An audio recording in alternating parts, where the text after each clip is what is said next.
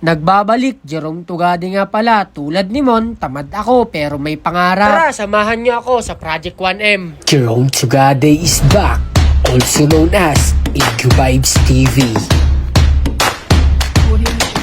Istibis ka lang, balong!